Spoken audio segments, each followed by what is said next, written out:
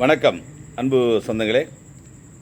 நிறைய பேர் சொல்ல நினைக்கிறத ஒரு சில விஷயங்கள் நான் சொல்லிக்கிட்டு இருக்கேன். அந்த வகையில் நம்ம பார்க்க போகிறது ஃபோனை பற்றி. இப்போ பார்த்தீங்கன்னா மினிமம் இப்போ ஒரு ஆள் சிம் கார்டு யூஸ் பண்ணாங்கன்னாக்கா ரூ. 220 ரூ. 220 கார்டு போடணும். அது ஒரு மாதம்தான்.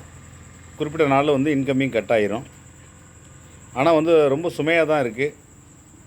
முக்கியமாக சொல்ல போனால் வயசானவங்களுக்கு ரொம்ப சுமையாக இருக்குது. அந்த காலத்தில் வயசானவங்களுக்கு பார்த்திங்கன்னா ஒரு ஃபோனு இந்த மாதிரி ஃபோனை கொடுத்து சிம்மை போட்டு கொடுத்துட்டோம்னா அவங்க எப்பொழுதும் நம்ம பேசிக்கலாம் வயசானவங்களோட.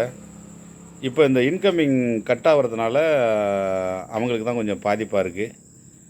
பாதிப்பாக இருந்தாலும் இன்னொரு வகையில் என்ன சொல்கிறேன்னா, முன்ன இந்த சிம் கார்டு இந்த டயத்துக்குள்ளே இவ்வளவு ரூ. 220 போடணும். அந்த டயத்துக்குள்ளே கட்டாகாமல் இருக்கும்போது ஒருத்தரும் பார்த்திங்கன்னா 5-6 சிம்மு வச்சுருந்தாங்க.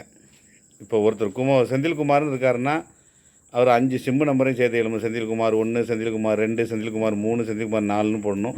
எப்போ எந்த சிம்மில் இருக்காருன்னே கண்டுபிடிக்க முடியாது. அதேமாரி நிறைய பேர் அப்படி தான் 4-5 சிம்மு வச்சுக்கிட்டு ஒரு சிம்மை மாற்றி போட்டுக்கிறது. ஏதோ ஒரு சிக்கலோ பிரச்சனையாக இருக்கும்போது சிம்மை மாற்றி போட்டுக்கிறது. அவர் எந்த நம்பரில் இருக்காருன்னே கண்டுபிடிக்க முடியாது. அனைவருமே அப்படி தான் வச்சுருந்தாங்க. 4-5 சிம்மு வச்சுருந்தாங்க.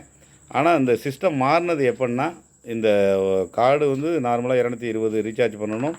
ப்ளஸ் ஒரு டயத்துக்குள்ளே இன்கமிங்கும் வராது அப்படிங்கிற சூழ்நிலை இருக்கும்போது இப்போ அதிகபட்சம் ஒரு சிம்மு இல்லை 2 சிம்மு தான் வச்சுருக்காங்க முக்கியமானவங்க. நிறைய பேர் ஃபோனே கையில் வச்சில்லை ஏன் தொந்தரவு அப்படின்னு.